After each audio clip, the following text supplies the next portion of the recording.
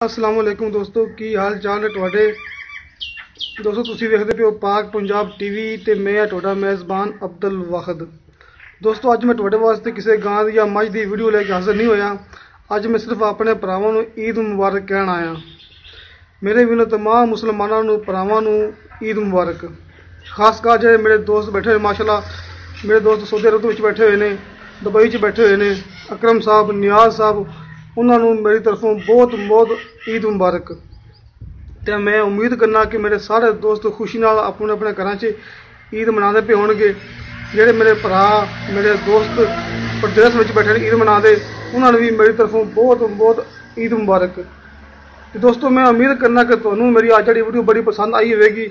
मेरी वीडियो तुहानूं पसंद आवे, मेरी वीडियो लाइक करो, शेयर करो, अपने बेहतरीन जे कमेंट्स लेके भेजो। तो दोस्तों मिलने हैं अगली वीडियो से। खुदा हाफिज़। पाकिस्तान जिंदाबाद।